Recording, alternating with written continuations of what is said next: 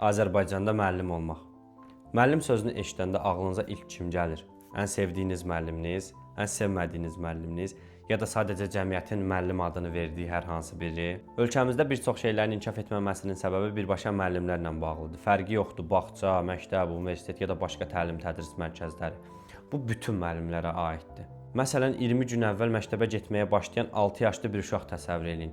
Heç bir valideyni ali təhsil almayıb, normal orta təhsil almayıb, uşaqlarına ötürə biləcəkləri normal bir dünya görüşləri yoxdur. Bu uşağın cinsəl bölgələrini tanıması, cəmiyyət içərisində davranış qaydaları, nəyi etmək olar, nəyi olmaz, niyə olar, niyə olmaz və s. haqqında demək olar ki, heç bir anlayışı yoxdur. Böyük ehtimalla belə də böyüyəcək. Çünki ətrafında fərqli bir şeylər öyrənəcəyi heç kəs yoxdur. Müəllimlər də daxil olmaqla cəmiyyətimizin bütün pillələrindəki əksər insanlar eyni düşünür. Kişi güləndə dişini ağartmaz, mümkünsə heç gülməz. Qadın belə danışmaz, mümkünsə heç danışmaz və bu kimi heç səbəbini özləri də bilmədikləri düşüncələr. Qaydaq bu 6 yaşlı uşağa.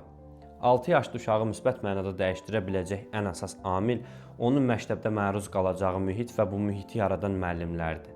Cəmiyyətimiz o vaxt inkişaf edəcək ki, uşaqlar özlərinə ideal kimi müəllimlər seçəcəklər. Mən də böyüyəndə müəllim olmaq istəyirəm deyəcəklər. Nə vaxt ki, ən yaxşı nəticə göstərənlər məcbur qaldığı üçün yox, öz istədiyi üçün müəllim olacaq. Bax, onda bu cəmiyyət inkişaf edəcək. 300-400 manat maaşla ayı necə yola verəcəyini düşünən müəllim dərsdə insan yetişdirmək əvəzinə yol pulu haqda düşünəndə yox. Əziz müəllimlər, gününüz mübarək.